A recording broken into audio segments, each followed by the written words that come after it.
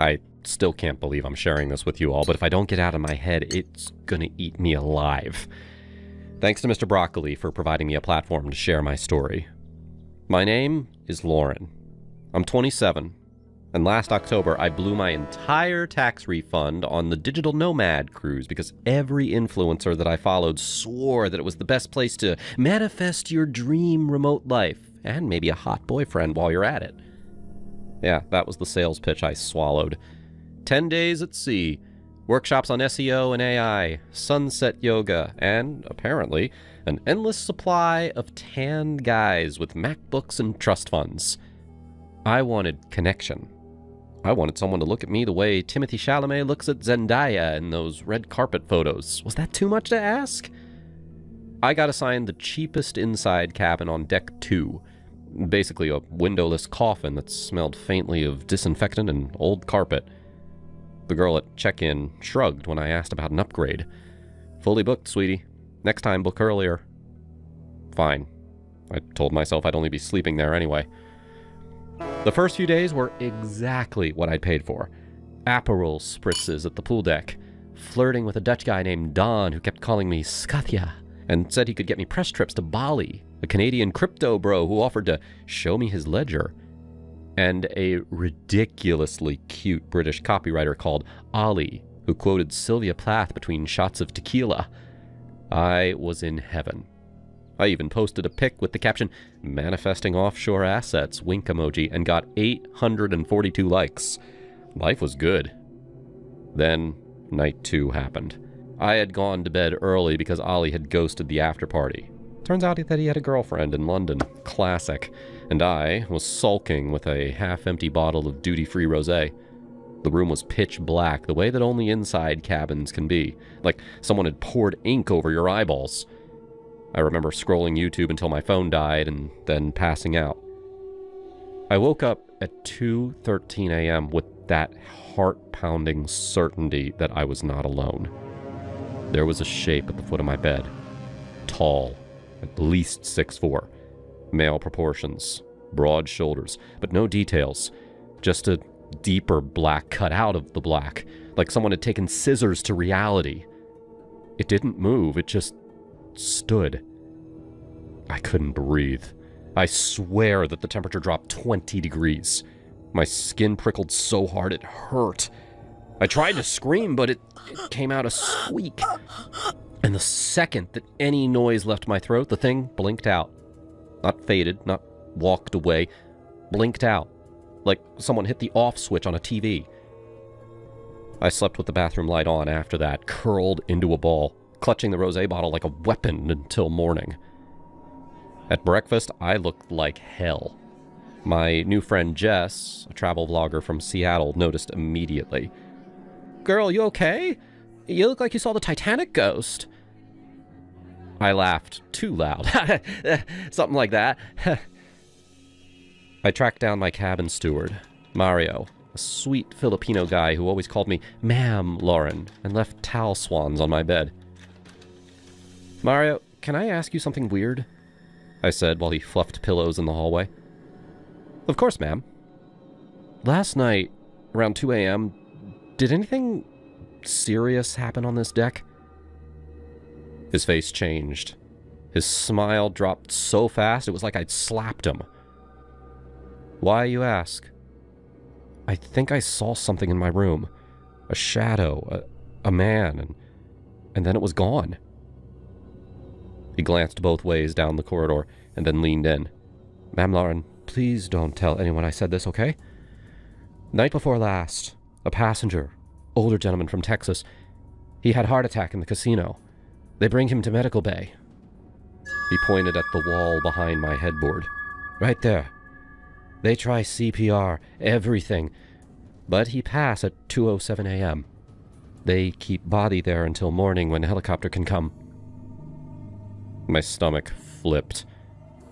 "You're telling me that a dead guy was on the other side of that wall while I was sleeping?" Mario crossed himself. "I shouldn't have. Please, no, report me." "I won't, but Mario, do they ever, wander?" He just gave me this sad little shrug that said more than words. I spent the rest of the day jumpy, chugging oat milk lattes and pretending to listen to a talk on monetizing your personal brand. Jess dragged me to the meditation session, cleanse the energy, but it didn't help. That night, I begged the purser for a new cabin. They offered me an upgrade for $1,800. I laughed in her face and cried at the same time. She finally found a cancellation on Deck 7, Ocean View, for only $900 extra. I paid it. I moved all my stuff at 11 p.m. like a fugitive. The new room smelled great.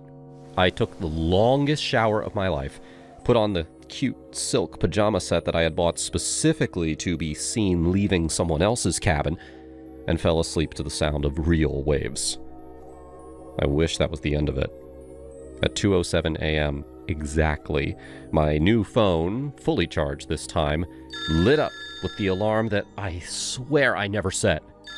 The label just said, Lauren. The room was cold again. Not AC cold, grave cold. He was already there, standing by the balcony door, silhouetted against the moonlight on the water. Same height, same nothing face. But this time, he moved. One slow step toward the bed. Doors opened, people shouted. By the time that security got there, the room was empty, and I was shaking so hard I couldn't stand.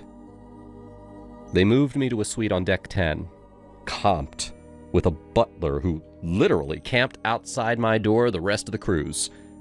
I barely left except for meals. Jess brought me wine and held my hand while I ugly cried about how I just wanted to fall in love, and instead, I got haunted by a dead Texan.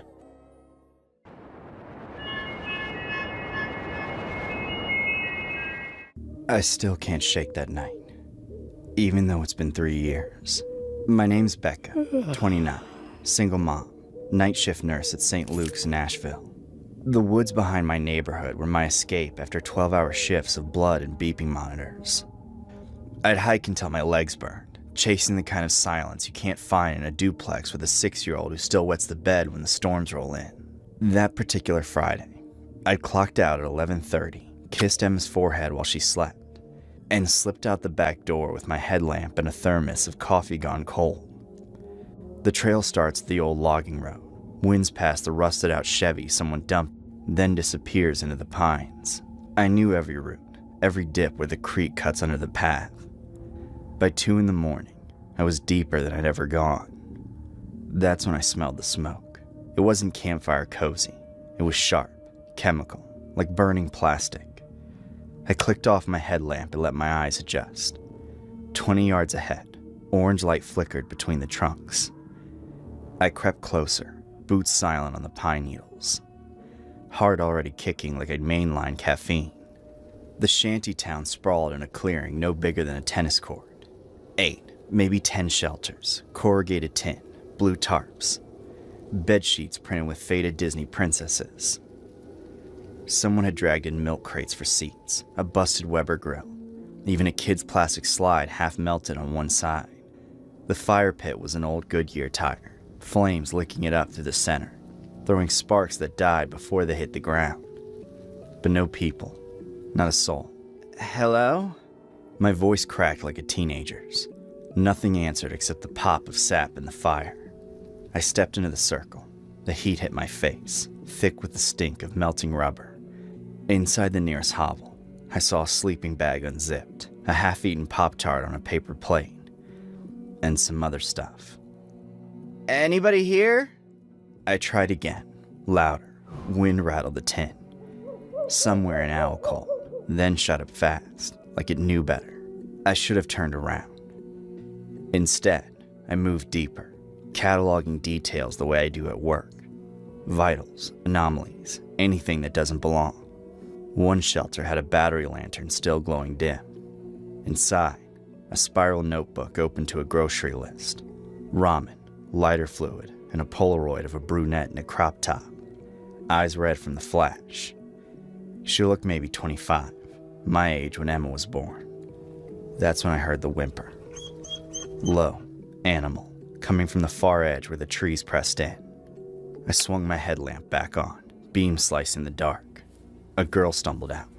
She locked eyes with me and tried to scream, but it came out as a rasp. Hey, it's okay. I'm Becca. I'm a nurse. I dropped my pack, hands up like she was a spooked horse. She collapsed to her knees. Up close, I saw the bruises blooming across her collarbone, the split in her lip. Track marks, old and new, dotted the crooks of her elbows. They took the others, said it was time to move inventory. Inventory? Girls, from the club on Tunnel Road. We thought we were just crashing here till payday. Stupid, right? She laughed, a sound like breaking glass. I peeled off my hoodie and wrapped it around her shoulders. She smelled of things I can't even mention here. Okay, sweetie, what's your name? Kayla. They'll come back for the fire. Always do. Headlights flashed through the trees, two beams cutting the dark like knives. Engine growl, low and mean. A pickup, jacked up on oversized tires. Door slammed. I told you she'd be easy. That's them. Kayla grabbed my wrist, nails digging in. I dragged her behind the tire pit, heat searing my calves. We crouched in the shadow of a leaning pine. Two men stepped into the firelight. Camo jackets, beards, one carrying a duffel that clinked like bottles. The tallest, 6'3" easy, kicked the Pop-Tart plate into the flames. Where the hell is she? Probably on her knees to some John in the parking lot. The little bitch owes me $200. Kayla's breath hitched. I pressed a hand over her mouth, felt her tears on my palm. The third guy unzipped the duffel and pulled out zip ties and a roll of duct tape. Boss says no more loose ends. We torch it and collect the insurance on the girls that are left. Insurance. My stomach turned. I thought of Emma, asleep under a frozen blanket, trusting the world to stay gentle. I eased my phone from my pocket. No signal, of course, but the camera worked. I hit record, angling the lens between branches. The tall one bent over the notebook, tore up the grocery list, and stuffed it in his pocket. Kayla shifted. A twig snapped. Two heads swiveled. The tall one smiled, teeth white in the firelight. Come out, wherever you are. I shoved Kayla deeper into the brush. Run, I hissed. Follow the creek downstream. Don't stop till you hit the houses. What about you? Don't worry, I'll distract them. I picked up a rusted crowbar lying beside a crate. Heavy, real. She hesitated, then vanished into the dark. I stepped into the clearing, crowbar behind my back. Looking for someone? I called. The tall one's grin widened. Well, hello, nurse. You lost? Found your little operation, actually. Girls aren't inventory, I nodded at the duffel. The tobacco spitter laughed. City thinks she's a hero. I swung the crowbar. It caught him across the knee with a wet crunch. He went down screaming. Ah!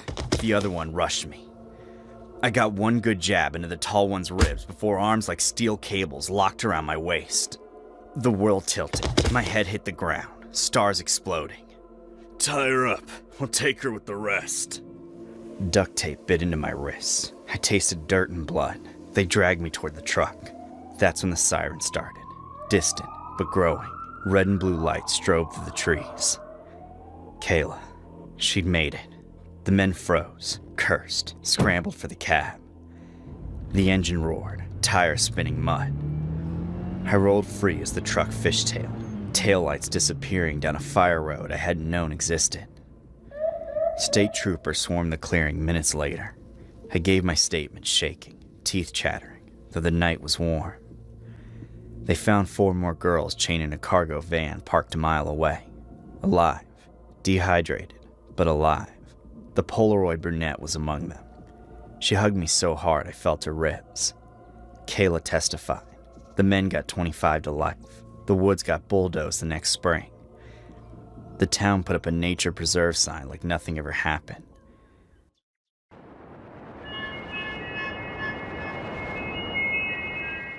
My name is Nicole. And I used to have a very special talent. I could perfectly mimic over 100 distinct animal noises. I imitated fox, wolves, and a bunch of different bird species, and various dog breeds. It was amazing, really. For most of my life, I used this skill as a very cool party trick, a way to impress friends. But in the last couple of years, I started competing in talent shows and competitions. I got featured on Jimmy Kimmel once, which gained me a lot of new followers on Instagram. This summer, I decided to go for the big leagues. I was going to audition for America's Got Talent. I was really nervous, but I spent weeks practicing my routine, and I knew that it would impress the judges. My best friend was Lila, and she helped me every step of the way. She planned out exactly what I would say. She helped me practice improvising based on all the things that she expected the judges to say. She even picked out my wardrobe. "You can do this. You're the most talented person I know." I felt confident. I was ready. And then, a few days before the audition, I came down with a sore throat. I've been sick before, obviously, but this was the worst sore throat of my life. The pain was excruciating. Lila convinced me not to go to the hospital until after the competition. She gave me a bunch of medicine which seemed to help. I felt better, but I lost my voice. I could still do some of the animal sounds, but it wasn't the same. My talent was gone. On the day of the audition, I didn't go. I knew I wasn't going to win. Against Lila's advice, I went to the hospital, where the doctor was horrified by my throat. He didn't know what happened to me, but it didn't look good. He thought it was a severe allergic reaction, so he ran a bunch of tests. Still, he couldn't figure it out. By then, the pain had returned worse than ever. I felt like I was dying. Lila was by my side the entire time, always assuring me that I would get better. In the long days at the hospital, she was my constant support. But I didn't have any insurance. She created a GoFundMe page for my medical bills. She filmed me in the hospital bed and made me feel so embarrassed. This is my best friend in the entire world. She needs your help, people. If you have any kindness in your heart, you'll give this poor soul a few dollars so she can get back on her feet. While I got sicker and weaker, she managed to raise thousands of dollars. Some of it came from our friends, but most of the money was complete strangers. I was in the hospital for a full week before the doctor figured out what was wrong. He asked Lila to leave the room so we could talk to me in private. Once she was gone, he asked me a bunch of questions about changes to my diet. I told him all about the tea that Lila had me drink in preparation for my audition. Then, he gave me the worst news I could ever imagine. Someone had poisoned me with mercury. I had been drinking small doses of it, which had permanently affected my voice. I was lucky that I could still talk. I was horrified. My best friend had sabotaged my chances at success, and I had no idea why. I started to cry, but the doctor wasn't over. He hadn't gotten to the worst part. I'm sorry to say this, but mercury poisoning at this level is fatal. My best estimate is that you will only have months to live. There's always a chance at a miracle, but I think you should start putting your affairs in order. He was giving me a death sentence. I wanted to scream, but obviously I couldn't. It was the worst moment of my short life. Made it so much worse by the fact that Lila had done this to me. And very soon, she'd come back to the hospital with no idea that she had been caught. Except, she never came back. The doctor called the security team to find her, but she already left. He sent the police to her house, but she grabbed her stuff and fled before they could stop her. And all that money she raised for my medical bills, she didn't create a GoFundMe at all. She sent the money straight to her checking account and withdrew it all in that day. I immediately left the hospital to find her. I knew her better than anyone else, so I figured I had the best chance of tracking her down. I didn't have much longer to live, so I was going to use the last few months on this earth making sure that she paid for what she did to me. It was nearly impossible to find her. She left no trace. She avoided everyone. She left her cell phone at her house, and both the doctors and my family were trying to find me to take me back to the hospital. I don't think I would have found her at all if I didn't notice that she had taken her blue backpack with her. That was her camping bag. Without any other leads, I went to the state park where we used to go hiking together. I asked around and found a ranger who recognized her photo. She was camping alone, hiding out from the police with all of the stolen money stashed in her bag. I don't know how long she was planning to wait here, probably just a couple days before she could figure out a way across the border into Mexico or something. I saw her all alone and sitting in front of a campfire and looking so damn proud of herself. I could have confronted her, but I was feeling very weak. I knew that if it came down to a fight, she would win, and she'd probably just leave me there to die. So I waited for her to go back to her tent to fall asleep. Then, I climbed up the tree right beside her campsite, using my pain and anger to keep me going. When I was high enough, I busted out one of the few animal calls I was still able to do, a black bear. And not just some normal bear sound. I imitated that of a wounded bear cub. Lila heard it, stuck her head out of the tent and didn't see me. For about 20 minutes, I used my special talent to sound like a baby bear calling for help, and it worked. A dark figure came out of the bushes. It was the biggest, scariest mama bear you could imagine. It lumbered toward Lila's tent and just stared. Then, it started grunting. I watched from up above as Lila unzipped her tent. "Nicole, I know that's you. You're messing with me. Why don't you just come out of the shadows and..." From where I was hiding in the tree, I couldn't see the bear attack Lila, but I definitely heard her scream. Obviously, it's been 6 months since that accident, and somehow I'm still alive. My voice still isn't back to normal, but I've already outlived the doctor's expectations. I could die tomorrow, or I could live a long, happy life with all the money that I got from Lila's backpack. I only wish that she was still here on this earth to share some of the stories with me.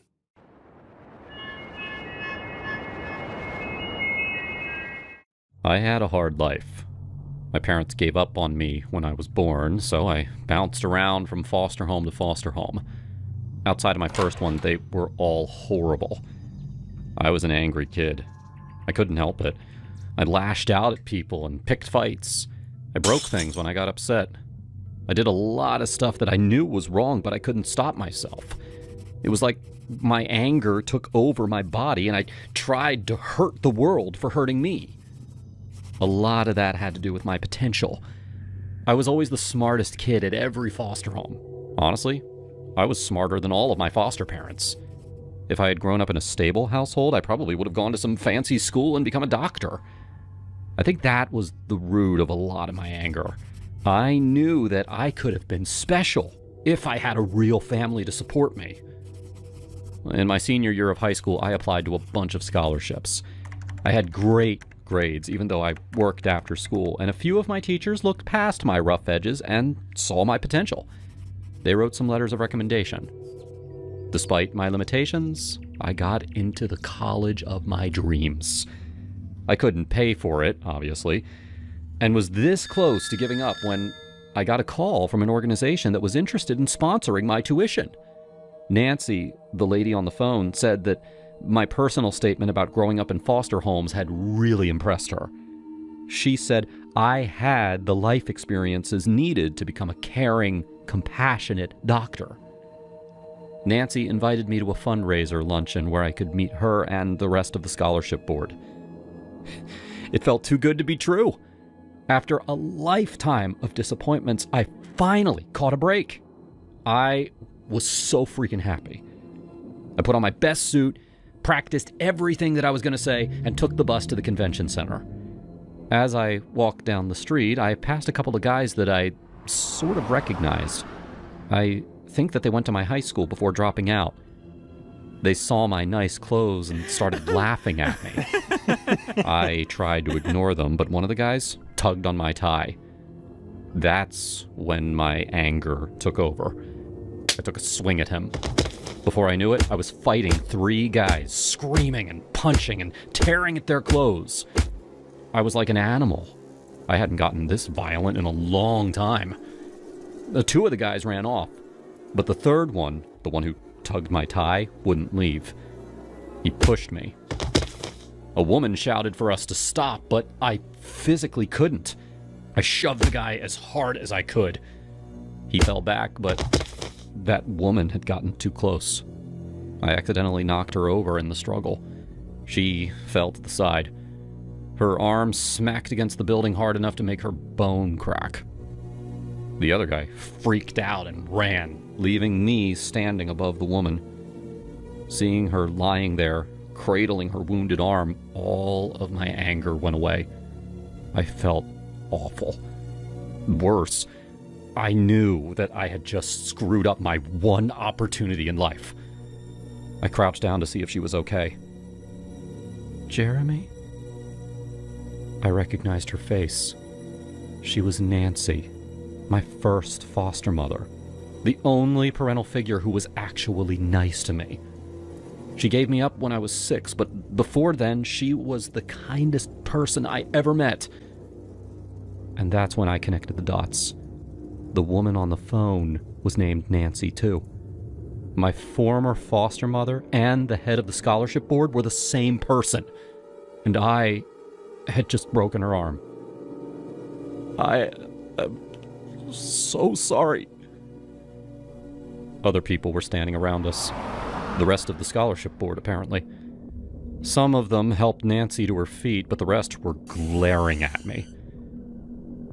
I thought you had potential, Jeremy. I didn't have enough money to provide for you back then, but when I saw your application, I knew this was my chance to help you. But you...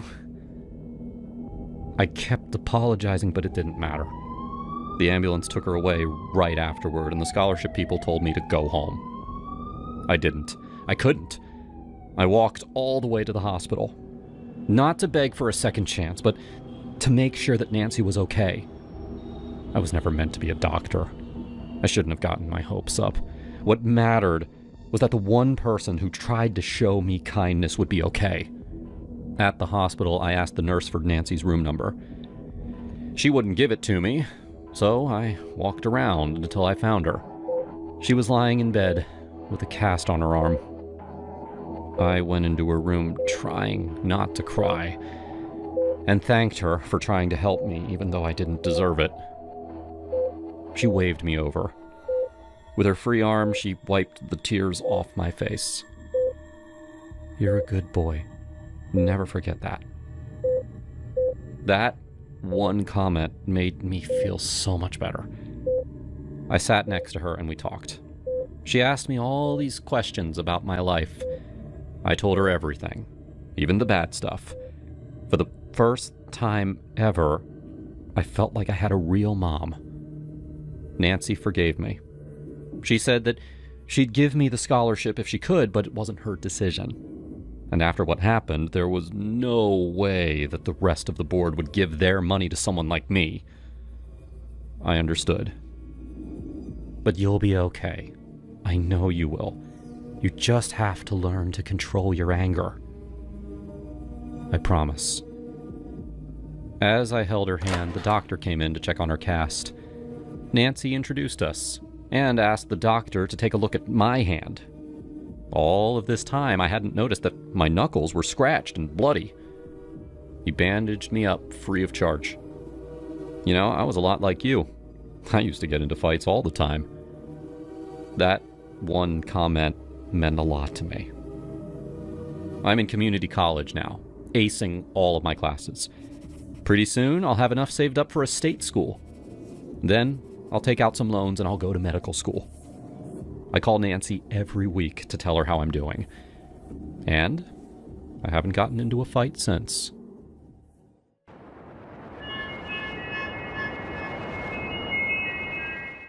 His name was Ethan. We matched on this Discord group for incoming freshmen at State. Same dorm, same major, both from boring Midwest suburbs. He sent the first message. Hey, saw you're in Tower C too. You look like someone who actually reads the syllabus. Want to be study buddies? Corny, but cute. We talked non-stop for the last 2 months of summer. He sent me playlists, memes, Voice notes that made me laugh so hard that my mom asked what was wrong with me. He told me that he had never felt this kind of connection with anyone before college even started. I believed him. I was 18. I wanted to believe him. Then, one random Tuesday in August, he asked the question. A quick cue. Have you ever thought about cutting your hair short? Like, really short? No, why? Oh, you have such a pretty face. It would look insane. Like pixie cut vibes. You'd be so hot. I love my hair long, though. It's finally long enough after like 4 years. Yeah, but think about it. You'd look edgier, more mature. I'll think about it. That should have been the end of it. It wasn't. Every day there was a new message, a new angle. Saw this girl on TikTok with your coloring and a super short cut and immediately thought of you. Then a photo of me with a trimmed head badly photoshopped on. Okay, but donating your hair is literally the most selfless thing you could do.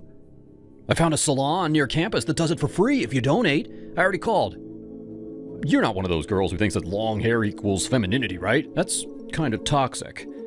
I'm just being honest. I have a really strong preference, and I don't want to start something if it's going to be an issue. I started gray rocking him. Not cutting it. Already told you no. Please drop it. He didn't drop it. He doubled down. Tripled down. He sent me a 12-paragraph essay about how hair grows back, and clinging to it was vain, actually, and borderline narcissistic. He linked articles. He found my high school Instagram and commented 2 fire emojis on every photo where my hair was down, and then DM'd me being like, see? It's your best feature, but imagine if it wasn't holding you back.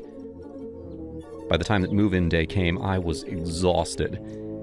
But he kept saying he was sorry, that he'd stop, that he just got carried away because he already cared about me so much.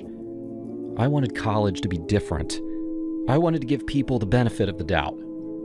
So, I agreed to meet him at the coffee shop in the student union the first Thursday of classes. He looked exactly like his pictures. But the second that he sat down, he was off. Shoulders hunched, answering everything in grunts. Hey, you okay? I asked. Yeah, fine. Did you find your classes all right?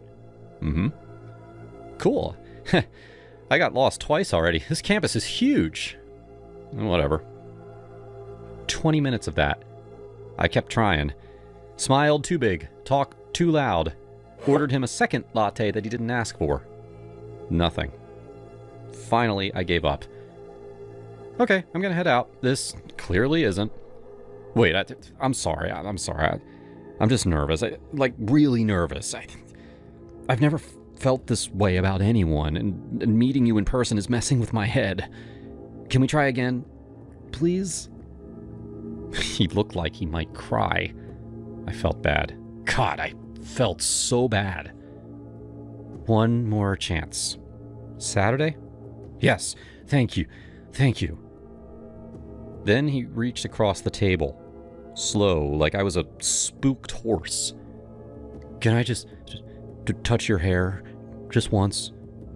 No, Ethan. Come on, it's so pretty. I said no. His face changed. Not angry. Worse. Disappointed. Like I'd ruined Christmas. Damn. I was really hoping you'd let me touch it so I could cut it off really fast. I even brought scissors just in case. He unzipped the front pocket of his backpack and pulled out actual hair shears. The kind stylists use. Long, sharp, silver. He held them up between us like it was normal. I laughed at first. He didn't laugh back. It'll only take a second. You won't even feel it if I do it right. I stood up so fast my chair screeched. Put those away. I'm serious. Just let me. Are you insane? He stood too, taking a step toward me, scissors open. I backed up, knocking into a table. Coffee cups rattled. Stay the hell away from me! I turned and speed walked out of the coffee shop, heart hammering so hard I thought I'd throw up. He followed me into the lobby. Wait, you're overreacting. Come closer and I'll scream. The elevator was taking forever. I bolted for the stairs instead, taking them 2 at a time up to the 4th floor. I didn't stop until I was in my dorm room with the door locked. My roommate Jess wasn't back yet. I sat on my bed shaking, staring at my phone as it buzzed and buzzed. "You're being dramatic. It was a joke. Calm down. I can't believe you just left me standing there. Answer me. You owe me an explanation." Then, an hour later, the email. Subject line, "I'm disappointed in you." I won't quote the whole thing. It was 800 words of calling me selfish, shallow, cruel for, quote-unquote, leading him on, when I knew how much my hair, quote-unquote, triggered him. He said he'd never been able to get super attracted to girls with long hair, and that made it my fault somehow. He said that he was sorry, but he deserved someone who cared about his needs more than some dead cells. He ended it with, "Enjoy being alone with your precious hair." I blocked him everywhere. For weeks, I jumped every time I saw a guy in a black hoodie. I started wearing my hair in a bun so that it wasn't visible from behind. I stopped walking alone after dark. And then, one night, Jess came back from a party laughing so hard that she could barely talk. "Oh my God, you will not believe this. That creepy guy from the 4th floor, Ethan?" "Please don't say his name," I said. "He's going door to door offering free haircuts. Like, hey, I'm really good with scissors. I can save you $60. Multiple girls took him up on it." Tell me you're joking. I wish. His roommate is in my chemistry lab and says Ethan keeps all of the cut hair in a shoebox under his bed. Like Ziplocs labeled with girls' names. I threw up in our trash can. But, gladly, Ethan never bothered me again.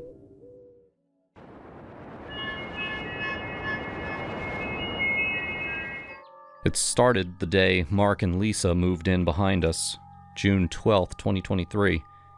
I remember because it was the same week Sarah finally got her promotion at the hospital, and we were popping cheap champagne on the deck like idiots who still believed in good luck. The first time I saw him, he was walking that mangy mutt along our back fence at 5:47 a.m. I know the exact time because I was making coffee before my shift at the dealership. This guy, late 50s, maybe 60, had this long white hair that hung like wet strings. The dog looked half dead, some kind of shepherd mix with cloudy eyes. But the man, Jesus Christ, his stare could peel paint. "Morning," I tried once, waving from the driveway. He just kept walking, eyes locked on our bay window where Sarah was still sleeping. The curtains were open. That was day 1. By week 2, I'd timed him. 5:45 a.m. every goddamn morning. Then again at 6:15 when I got home. Same route, same stare. He'd stop right where our properties met, let the dog piss on my maple tree, and just look into our house, into our life. Sarah noticed first, of course. She notices everything. "Babe," she said one July afternoon coming in from tanning, "that creep was watching me again. Through the gap in the hedges. I swear he was..." I laughed it off at first. He's just an old perv. Probably hasn't seen a good pair since Clinton was president. But then came the tennis court day. We were heading out, rackets slung over our shoulders. He appeared out of nowhere, like he'd been waiting behind the azaleas. "Well, hello there," he said, voice like dry leaves. "Haven't seen you around much, sweetheart." Sarah froze. I stepped forward. "I'm Tom. This is my wife, Sarah." He ignored me completely. "What's a pretty thing like you doing with a boring old husband, huh?" He reached out like he was going to touch her arm. "Bet you get lonely when he's at work." "What the f*** did you just say?" I stepped between them. He finally looked at me, those dead fish eyes narrowing. "Just being a friendly neighbor. Trying to break the ice." "What's your dog's name?" I asked. Sarah and I had asked him that same question 3 times before. 3 times he dodged it. He smiled. He doesn't have a name. Dogs don't need names where I'm from. Where the hell was he from? That night I installed the Ring cameras. 4 of them. Motion activated, 4K, the works. The whistling started in August. Sarah was at her sister's bachelorette party in Nashville, so I was alone. I'd gone out to the backyard to work out. Helps with the sales manager stress, don't judge me. And it was pouring rain. I was doing push-ups.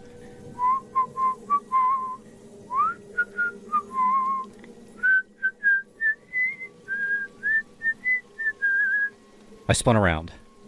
Nothing but rain and darkness. Then it stopped. And started again, closer. I bolted inside, slammed the doors, locked them. Checked every window, every door. Texted Sarah, call me, now. She didn't pick up till morning. Jesus, Tom, I was drunk. What's wrong? He was in our yard. I heard him whistling right outside. Silence. Then, I'm coming home. The footage from that night showed him, clear as day, 11:47 p.m., standing in our backyard in the pouring rain. No umbrella, just standing there in a yellow raincoat, staring at the workout room door, whistling. The dog wasn't even with him. He stayed for 9 minutes. 9 minutes of just staring. I called the cops, non-emergency line. Yeah, hi. My neighbor's been harassing us, stalking my wife, trespassing. The officer who came out was maybe 25. Looked like he still lived in his mom's basement. Sir, he's on your property in the footage? Yes. For 9 minutes? Yes. In the rain? Jesus Christ, yes! He sighed. Look, Mr. Reynolds, without a restraining order, and since he didn't threaten anyone, there's not much we can do. Old guys get weird. Keep documentation. Keep documentation. That's what they give you when they don't give a. Sarah stopped tanning in the backyard, started wearing robes even in the house. She'd flinch when the doorbell rang. Then came September 23rd. I was working late, inventory day. Sarah texted me at 7:32 p.m. He's in the front yard, just standing there, staring at the house. I floored it home. 80 and a 45, blew through 2 red lights. When I screeched into the driveway, he was gone. But Sarah was on the porch steps, knees to chest, rocking. He knocked, kept knocking, said he had a package for me from Victoria's Secret. Tom, I haven't ordered anything from there in months. I checked the ring. There he was, 7:12 p.m., holding a pink Victoria's Secret bag. Knocking. Waiting. Knocking again. Sarah, I know you're in there, pretty girl. I saw you through the window this morning. A little red nightie? Damn, girl, you looked edible. I lost it. We ended up selling the house in November. Made $30,000 on it.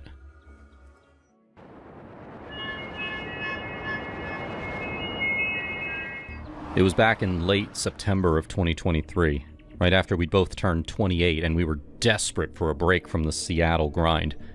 I had just wrapped up a brutal quarter at the tech startup where I was drowning in code reviews, and Em was coming off night shifts at the ER, saving lives while the rest of us scrolled TikTok. We needed something raw. Something that wasn't another overpriced glamping spot with Wi-Fi and s'mores kits.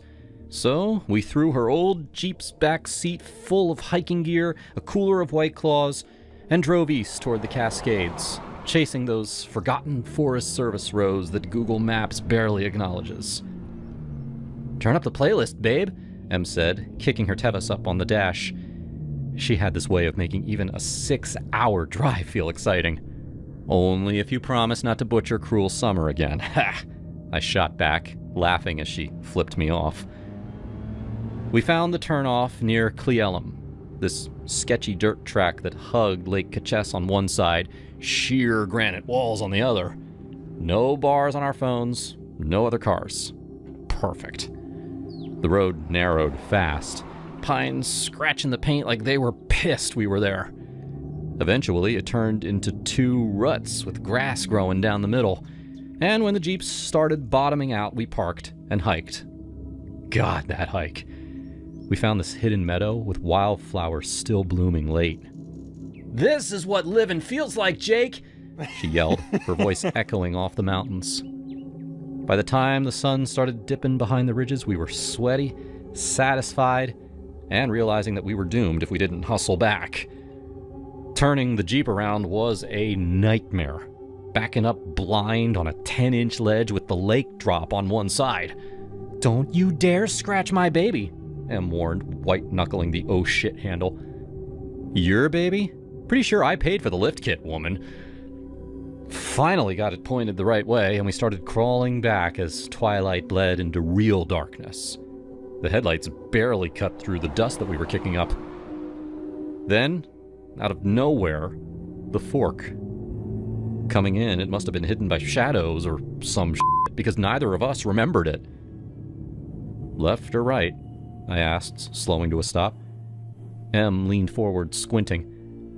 "We didn't pass any fork, did we?" "Nope, but both got to lead somewhere, right?"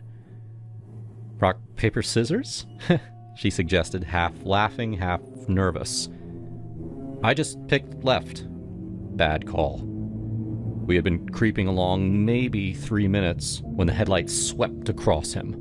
This guy, dragging what looked like a massive hockey bag, like the kind goalies use, but longer, human-sized.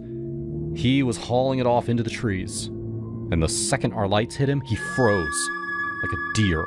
Not scared froze, statue froze. Arms locked, head slightly turned, eyes reflecting back at us like some nocturnal animal. Emily's hand clamped down on my forearm hard enough to bruise. "Jake?"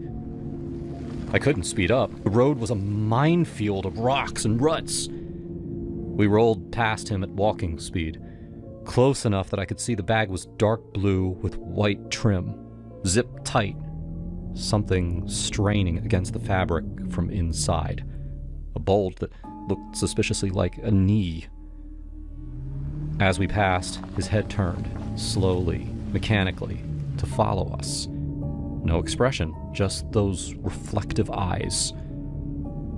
Neither of us spoke until we were 30 seconds past. "What the actual was that?" Emily whispered, her voice shaking. "Did you see the bag? It was moving. It was moving, Jake." Then the road ended. Just like where we'd parked earlier, swallowed by ferns and fallen logs. No way forward. We sat there in silence, engine idling, high beams staring at nothing but trees. "We're going to have to go back," I said finally. Emily's face in the dashboard glow was pale. "He's still there." "I know." She reached over and locked the doors, then checked her phone. No service, of course. "Gun it if you have to," she said, buckling tighter. "I'm serious. If he comes at us, I will. Trust me." I threw it in reverse, managed a 17-point turn without plunging into the lake somehow, and started back. My heart was hammering so hard I could feel it in my teeth. "There," Emily breathed as we approached the spot. But he was gone. The bag, too. Just disturbed pine needles where he'd been dragging it. "Where the hell did he go?" I muttered, slowing despite myself. "Don't stop, Jake! Do not stop!" I didn't. We flew past. Well, as much as you can fly at 15 miles an hour on washboard gravel, and made it to the other fork. The right one this time. The real way out. We didn't speak again until we hit pavement 20 minutes later. Emily was crying quietly, wiping her face with her sleeve. "There's no way he walked in. We were out here all day. No other cars, no pullouts, nothing." "I know. That bag was... God, Jake, what if there was someone in there?" I couldn't answer. Just reached over and held her hand as we sped toward civilization. We reported it, of course. Drove straight to the Kittitas County Sheriff's Office in Ellensburg. The deputy who took our statement was this older guy with a mustache who looked like he'd given up on life in 1987. "So let me get this straight," he said, not looking up from his form. "You saw a man with a large duffel bag in the middle of nowhere. He froze when you shined your lights on him, and then disappeared when you came back through?" And the bag looked like it had a body in it. It was moving, like someone trying to get out. The deputy finally looked up. His eyes flicked between us, then down to Emily's scraped knees from our hike and my muddy boots. Something shifted in his expression. "You two been drinking?" "We had one White Claw each 6 hours ago. We're not making this up." He sighed, closed the folder. "Look, that area's got more grow ops and labs than you can shake a stick at. Probably some tweaker hauling his harvest. Or worse. But without a plate, without seeing his face clear, hard to do much." "Worse?" Emily asked quietly. He hesitated. "We've had disappearances. Hikers, runaways. Sometimes they turn up in pieces. Sometimes not at all." Emily went white. I felt the bottom drop out of my stomach. "There was a case last year. Girl from Seattle, 26. Went hiking near Salmon Sac, never came back. Found her backpack eventually. Nothing else. We'll send a unit up tomorrow," the deputy said, but we both knew what he meant. Tomorrow. After rains. After whatever that guy was doing was long done. We drove home in silence. Stopped at a motel in Cle Elum because neither of us could handle the pass at night anymore.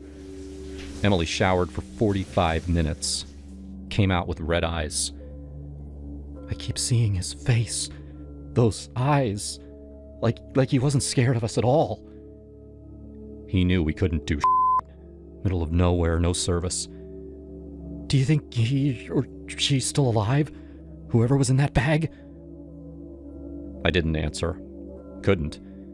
Because the truth was, whatever he'd been dragging had stopped moving by the time we came back through.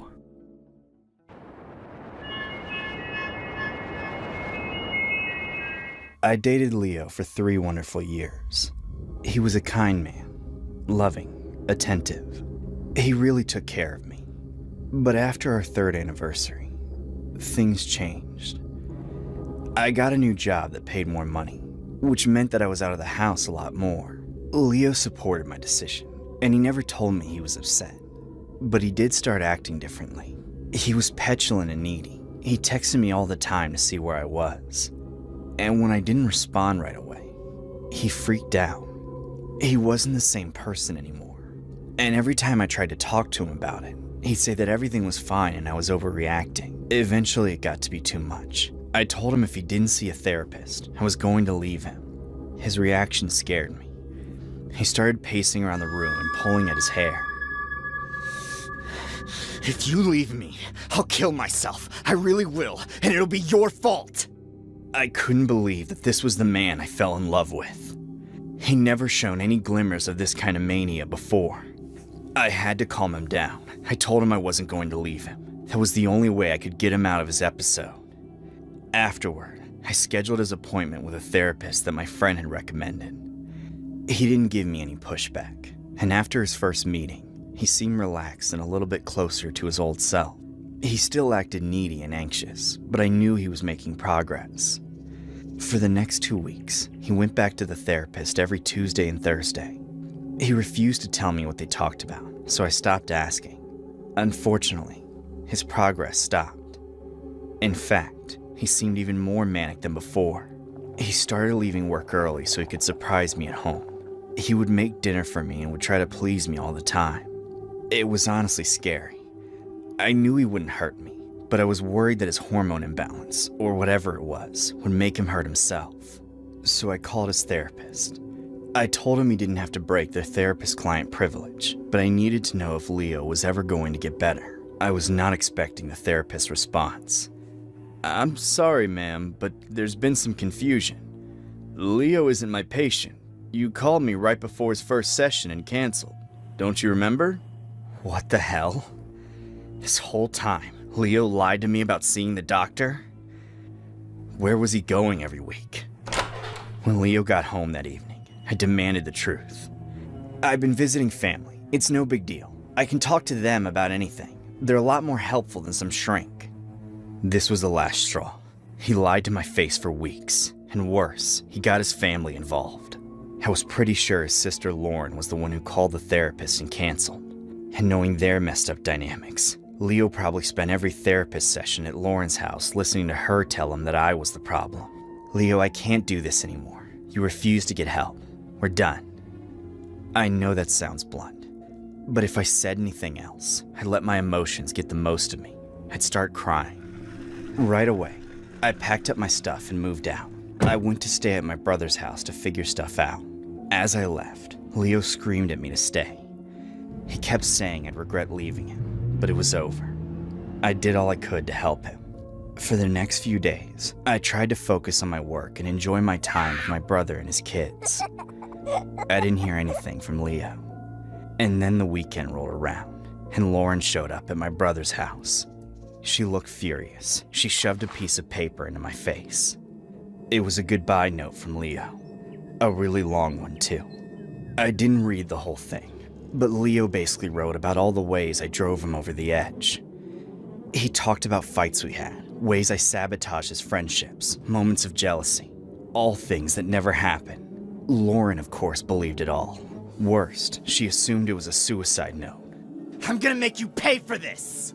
Right there on my porch, she pulled out her phone and called the police. If she truly cared about her brother, she would have called them as soon as she found the note.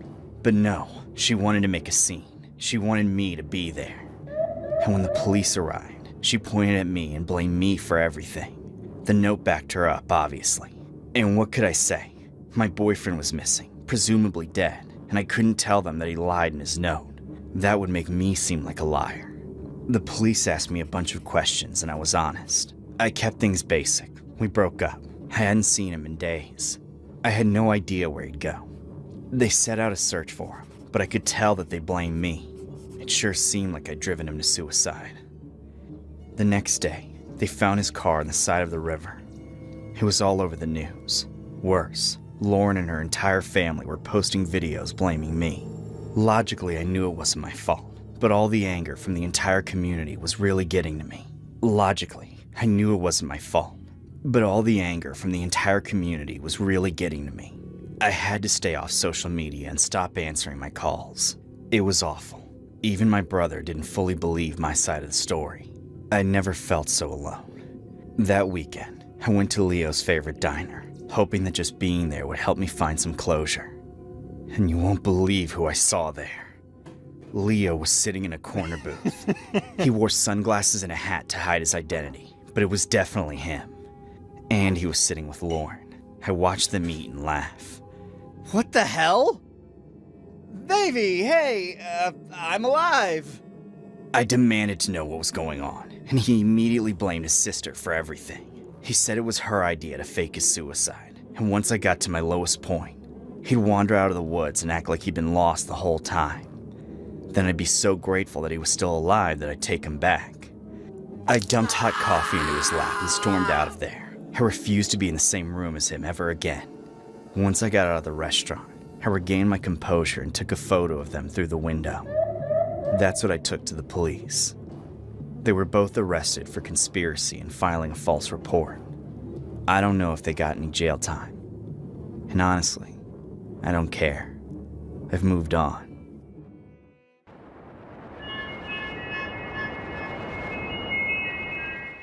I stood in the center of the ballroom, my white gown shimmering under the chandeliers, feeling like I'd stepped into a fairy tale. My heart raced as I gripped Tom's hand, his charming smile anchoring me.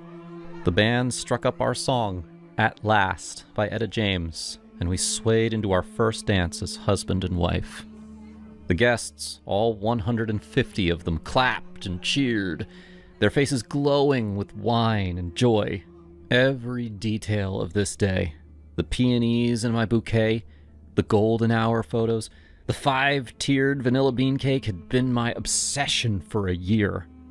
I'd spent $80,000, maxed out 2 credit cards, and poured my soul into making this moment perfect. I was 32, from Chicago, and this was supposed to be my forever. Then the door crashed open. A woman stormed in, her stilettos clicking like gunshots on the hardwood. She was maybe 28, with wild auburn hair and eyes that burned with purpose. The band faltered, and I froze, my hand slipping from Tom's. She grabbed a flute of champagne from a passing waiter, downed it, and hurled the glass to the floor. It shattered, and the crowd gasped. "Who the hell is that?" I whispered to Tom, my voice tight. His face drained of color. Audrey, I don't know her," he stammered, but his eyes betrayed him, darting to her like a cornered animal.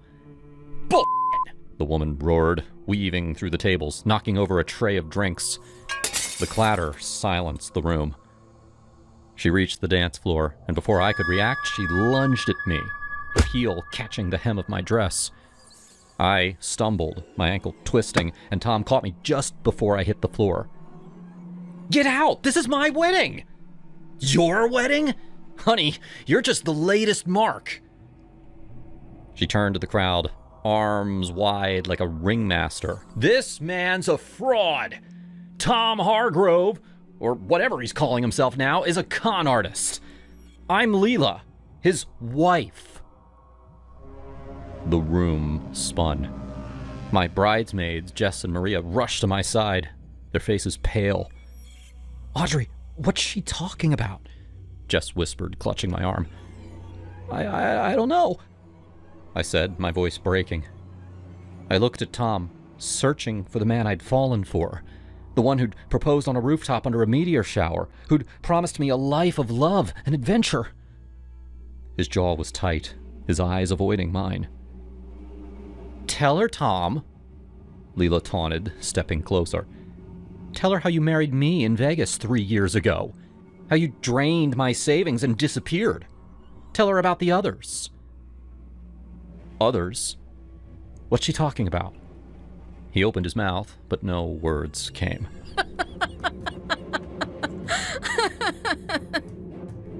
"Oh, sweetheart. You're number 4. Or is it 5? He's got a type. Smart, trusting, with just enough money to bleed dry." The guests murmured, some pulling out phones, others whispering. My mother stood frozen by the cake, her hand over her mouth.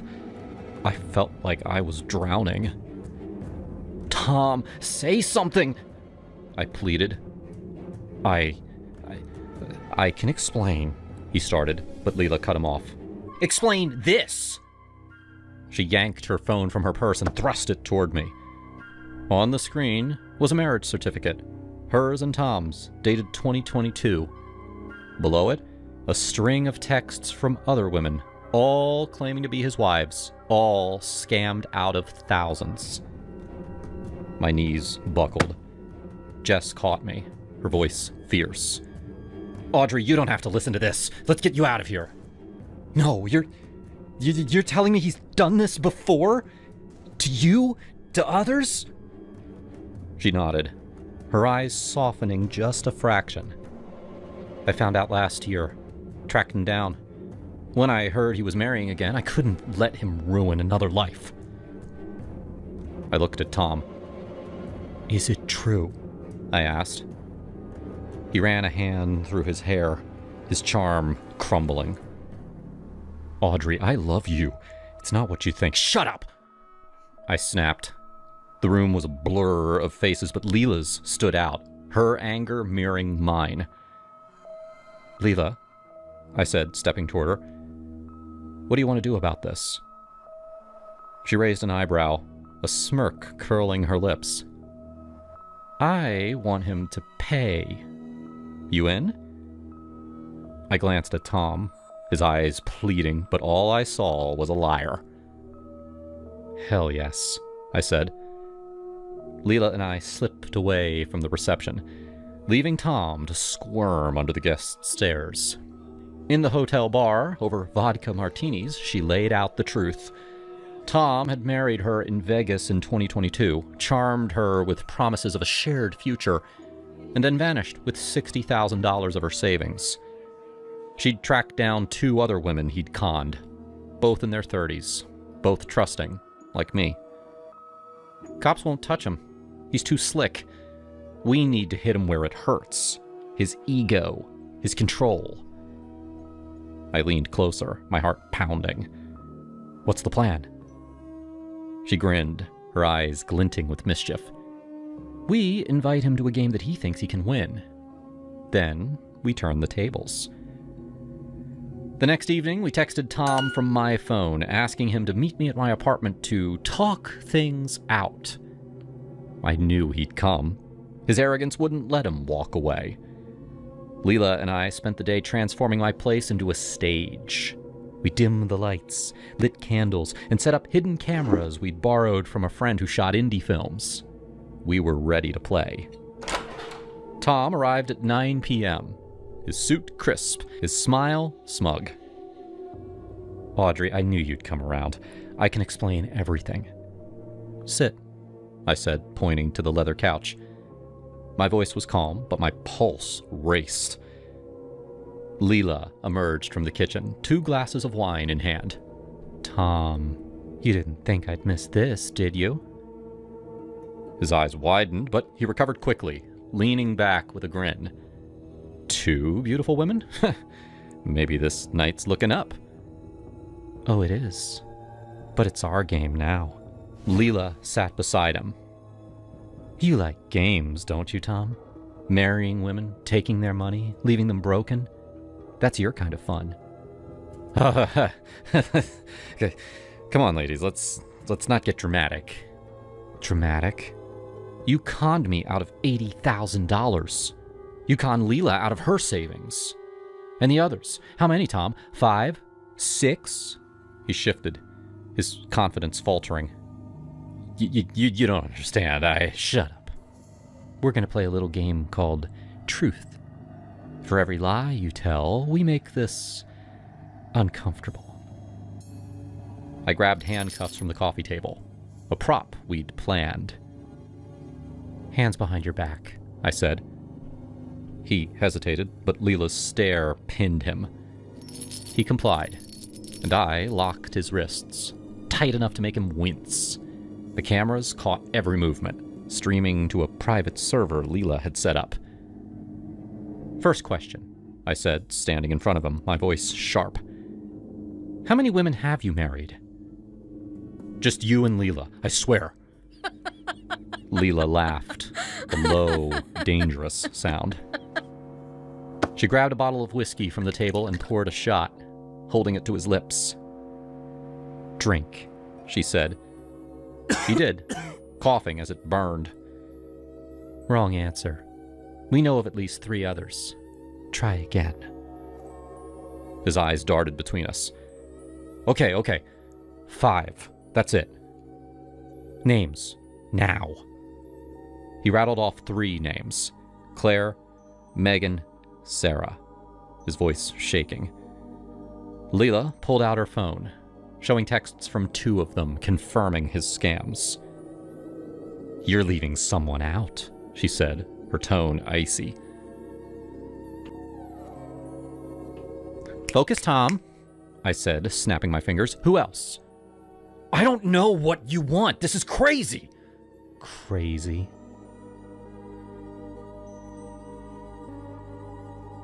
You think leaving women broke and broke in isn't crazy? Let's up the stakes. She nodded to me, and I grabbed my phone, pulling up the website we'd built.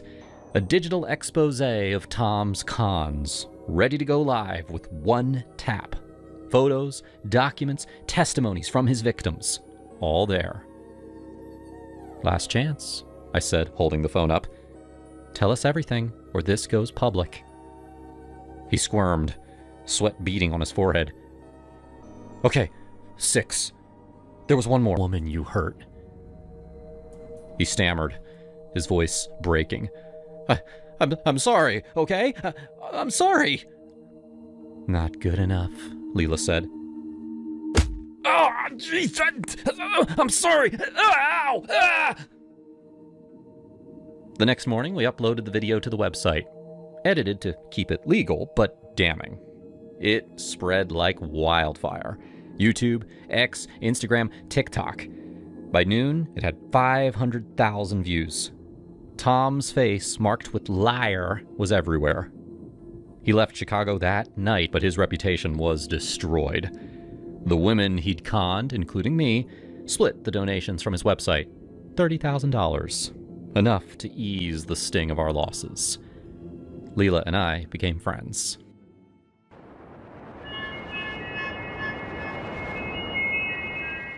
I'm Eliana, freshly divorced and desperate for a break from the endless cycle of client deadlines. My friends back home kept saying, "Go somewhere quiet, treat yourself." So I booked a week at this charming little boutique hotel in Sedona, Arizona. Red rocks, vortex tours, the whole spiritual healing vibe. It was supposed to be my reset button.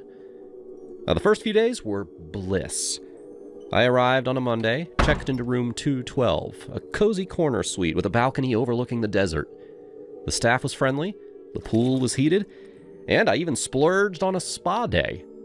I'd sip margaritas at sunset, journal about letting go of my ex, and fall asleep to the sound of coyotes in the distance. Everything felt okay, normal, safe. But on the third night, or maybe it was the fourth, it began. I was dead asleep.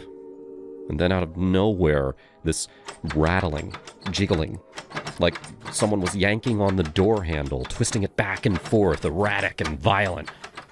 My heart slammed into my throat. I bolted upright in bed, sheets tangled around my legs, staring at the door. The handle kept moving, up, down, side to side, like a frantic animal trying to claw its way in. "Who's there?" I yelled. Nothing.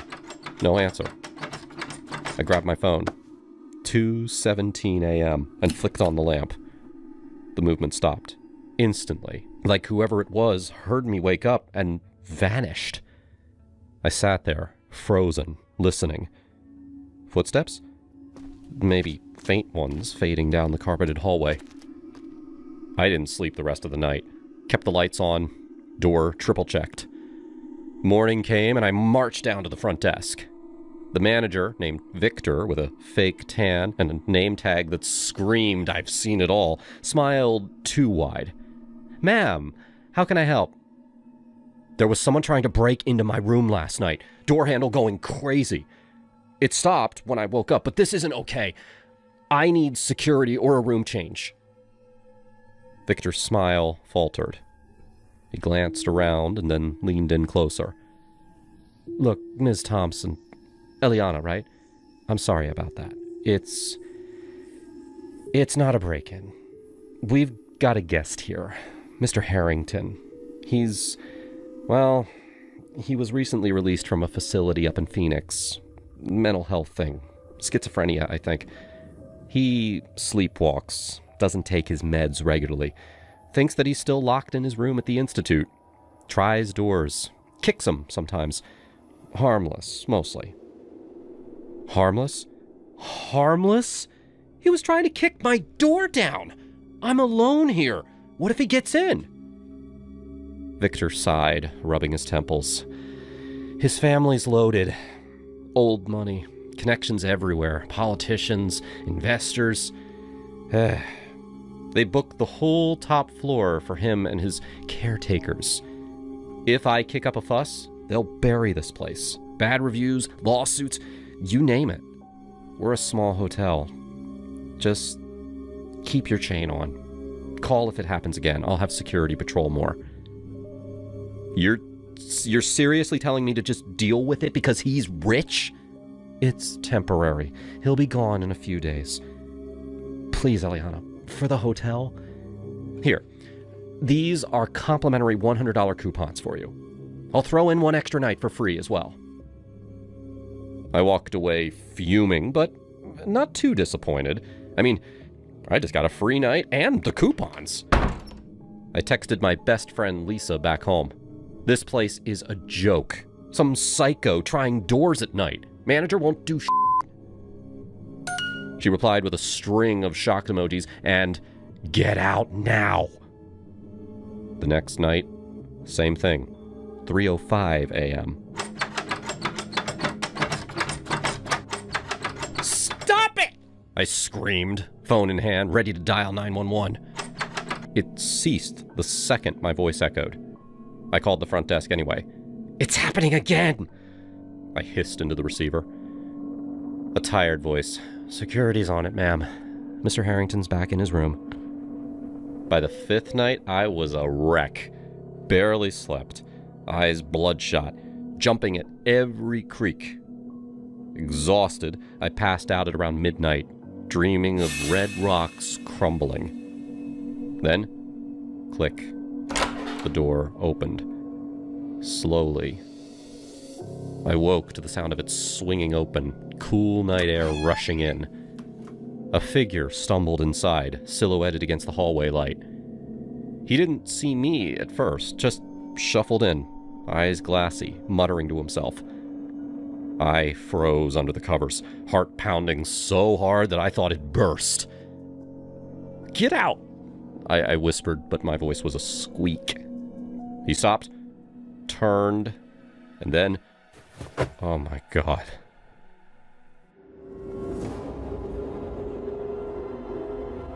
I scrambled back against the headboard, grabbing the lamp like a weapon. "What the hell are you doing? Get out! Security!" He didn't stop, just kept going. Eyes locked on me now, a creepy smile cracking his face. "Help! Someone help!" But the walls were thick, the hotel half empty this time of year. Then he leaned over the bed, breath on my ear. "Yeah, I'm just pretending to be not okay."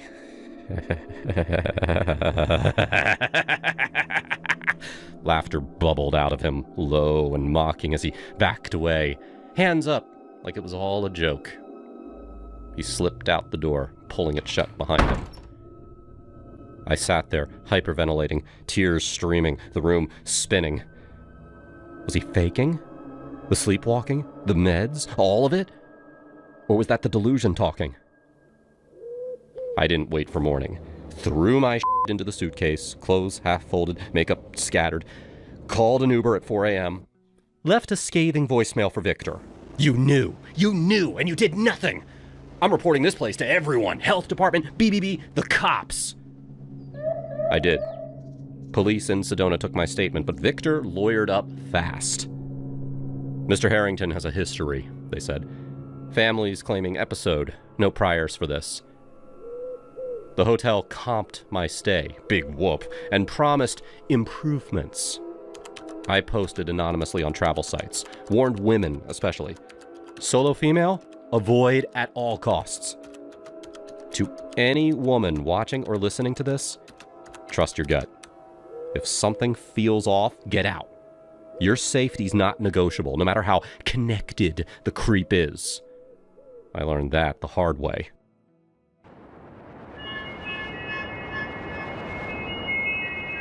I still think about that night in Vienna every time I book a red-eye flight alone. I replay it like a movie I wish I could walk out of, but I can't. 23, 5'6" in sneakers, long, dark hair, the kind of face that gets me, "You should model more often than I like," was flying from Vienna to Berlin for a 6 a.m. flight after a long weekend with friends. The train from Wien Mitte to the airport was almost empty at 10:47 p.m. I had my pink carry-on roller and a backpack, scrolling TikTok with one AirPod in, when this guy sat across from me. Mid-40s, salt and pepper hair, navy pea coat. He smiled like he already knew me. "Big suitcase for a little girl," he said, nodding at my bag. His English was perfect, just a soft Austrian lilt. I laughed, because that's what I do when older men flirt in that dad joke way. I'm used to getting hit on because I am absolutely pretty and have this sexy aura overall. I'm Lucas. I'm flying out tomorrow too. Recurrent training at CAE. You headed home? Berlin for one night, then back to the States. I'm Mia. We talked the whole ride. He told me about his daughter in Graz, who's basically your age. How his ex-wife got the house and the divorce. How he hates hotel coffee. I told him about my boyfriend Ethan back in Chicago, how we met on Hinge, how he's doing his residency and we barely see each other. I don't know why I overshared. Something about night trains makes everyone confess. When he heard I was camping at the airport until check-in opened at 4 a.m., he lit up. No, you can't do that. Come with me to the crew lounge at the NH Hotel. It's literally attached to the terminal. Sofas, snacks, quiet. I have access. I hesitated for half a second, but he showed me his airline ID. Lucas Keller, captain, Austrian Airlines, photo and everything. And there were still people on the platform when we got off. My feet hurt, my eyes burned, and the idea of a couch sounded like heaven. Okay, but just for a little bit. He smiled like he'd won something. You'll thank me. The hotel was 2 minutes from the CAT terminal. He swiped us through a side door marked crew only, down a hallway. The lounge was actually gorgeous. Low lighting, leather sectionals, an espresso machine, baskets of pretzels, and those little Milka bars. 2 crew members were there.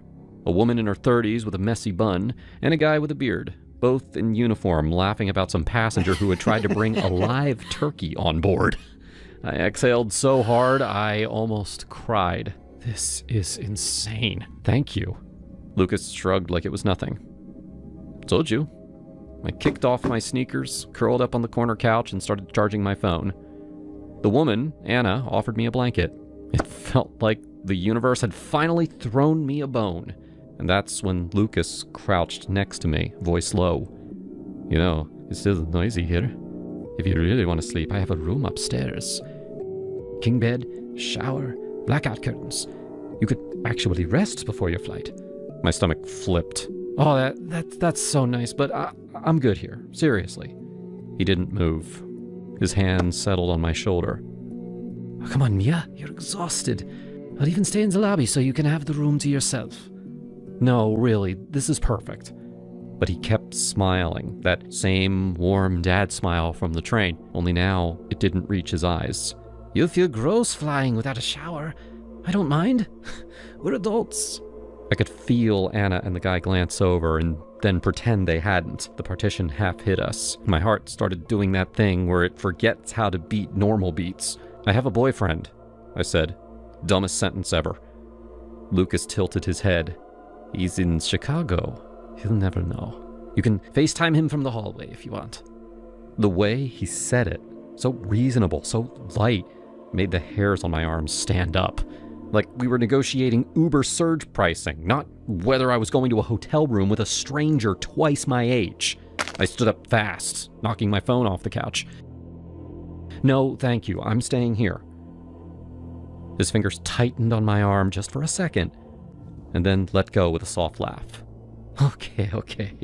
You're a good girl. He stood, still smiling. If you change your mind, room 412. Door will be unlocked till midnight. He walked out like we had just talked about the weather. I sat back down.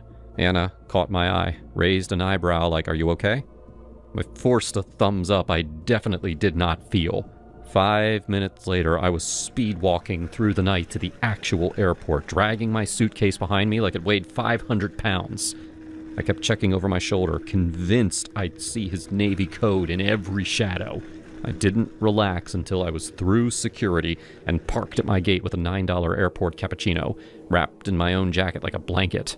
My 6 a.m. flight boarded without incident. I slept the whole way to Berlin, drooling on the window. But here's the part that still guts me. When I landed, I had a new follower request on Instagram. Private account, no posts, display name L. Keller. Profile photo, him in uniform, smiling straight at the camera. I blocked him so fast my thumb cramped. I still travel alone. I'm not going to let one predator ruin Wanderlust for me. But I don't smile back quite as fast anymore. And I keep my AirPods out on night trains. And if a man offers me anything that sounds too good to be true, especially if he's wearing a pilot's uniform and a gentle smile, I say no the first time. Loud, and I don't feel bad about it. Because the thing they don't tell you about wolves is sometimes they don't have sharp teeth. Sometimes they have airline miles and a daughter your age and a laugh that reminds you of your uncle.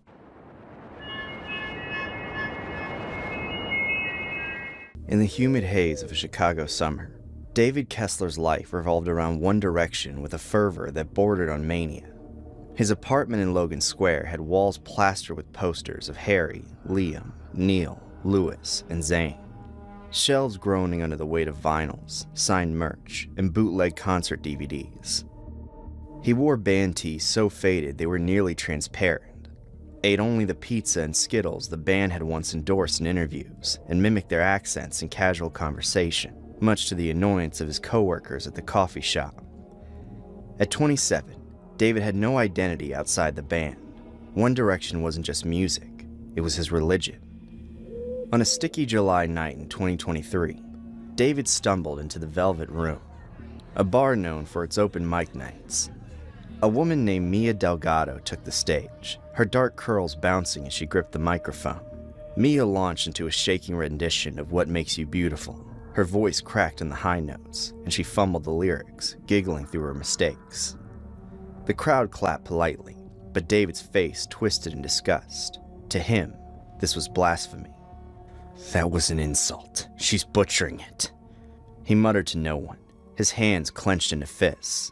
Mia, oblivious, finished her set and stepped off the stage. David watched her. He didn't approach her that night, but her face burned into his mind. Over the next few days, David's fixation grew.